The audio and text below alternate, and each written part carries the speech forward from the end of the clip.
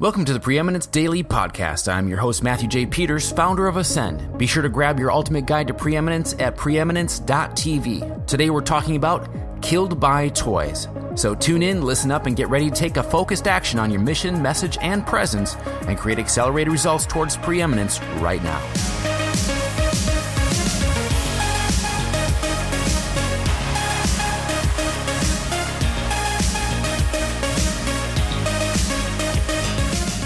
Ladies and gentlemen, we need to talk about something that has been bothering me for quite some time and something that's killing a lot of businesses, a lot of relationships, and I'm going to get right into it here.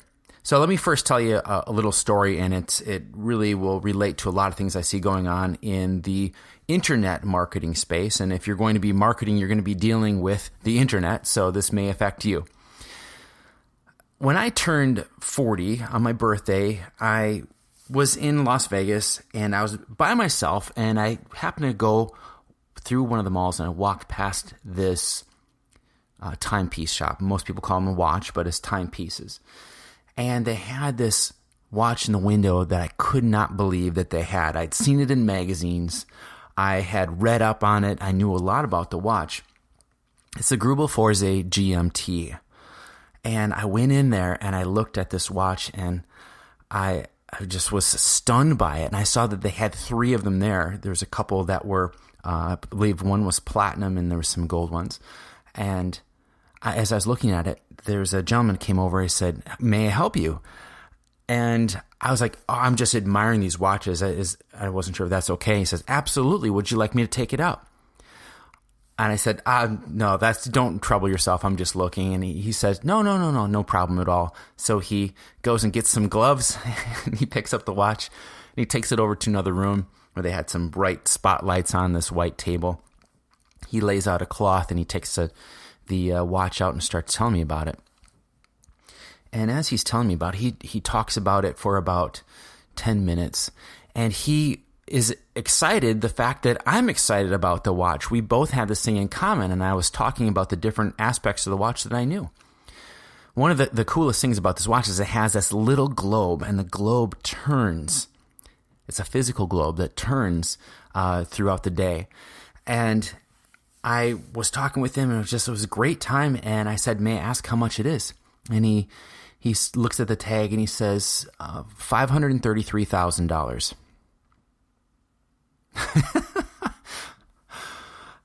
And the reason I'm telling you this is because I then met some friends for drinks. And as I was sitting with them, it was my birthday, and they said, "So what were you doing tonight?" And I told them, and there's two men that I really looked up to said, "You should get that." And I was confused. It's like, no, I thought it was a beautiful watch. I was just admiring. He says, "Why don't you make that a goal of yours?" And I really respected the guys. But at that point, I'm like, you have no idea where I'm at financially. You don't know about my business. These are people who I really looked up to and people I'd hired to mentor me in the past. And for them to say that, it's like they didn't ask me anything about it other than just I should invest in a $533,000 watch. You see, I see guys do this all the time. They make a few sales, then they go finance a flashy car. They make some more sales, they move to a bigger house, they get an RV, take more vacations, buy a motorcycle. For some of you, it could be watches or timepieces, purses or shoes or whatever it is. There's nothing wrong with any of those things. I admire those things. When people purchase those things, I celebrate with them. If you're not in the right situation and the timing isn't right, you could kill your business. You could add so much more stress to your life. And some of them will actually buy the Ferrari knowing that they have a $8,000 payment every month on that Ferrari, and they'll say, "That just pushes me to work harder, to hustle even more." And I'm telling you, that is really stupid. That is really, really stupid. As a videographer and as a photographer, I know how people will get a client and then they buy more gear. It's the same thing as a musician. You get a gig, you put it all into your gear. You get another guitar, you get bigger amps and all this stuff. So what happens is you delay the actual dream manifesting your life by just spending it on toys. You need to invest it back into your dream. And I know that I've hired a couple guys at least that live with their parents, very talented, had a ton of gear, but they live with their parents. I created a multi-six-figure-a-year business in video production without having any gear myself or having a studio. I took the Uber approach or the Airbnb approach. I realized there are people who that's their passion is to continually invest in those things. There's other people who have studios. Great, I'll rent it for a day. I don't need it. That's like having a boat. You don't need the boat. You need a boat for a day. You don't need to own a boat. You need a boat for a day. So I've done stupid things too. You know, the videographer thing, that's where I feel I was smart. But the stupid things were moving to a house that was multiple of a house payment than I was paying originally. Or buying a car that was ridiculous, paying more than list for a car just so I could prove to people that I could buy it. Stupid things. Now, I'm not saying that making payments on a car itself is a bad thing or a stupid thing, or making payments on a home is a bad thing or stupid things. What I'm saying is you need to look at your situation. And I found that some of my mentors in the past wanted me to buy the toys as their marketing. They wanted me to buy the things so they could show everyone how successful they were in taking someone in my situation from an area of lack to an area of having abundance. And so it was really, I was a part of their sales funnel. Now, did I get those things? Am I an adult and I could make my own decisions? Yes. Did they make me buy anything? Absolutely not. But when you're encouraged and you're naive, and you have people that you're teaching, you have people you're mentoring or coaching, you got to do the wise thing and tell them to invest back in their business. Here's a smart thing for you if you're a coach.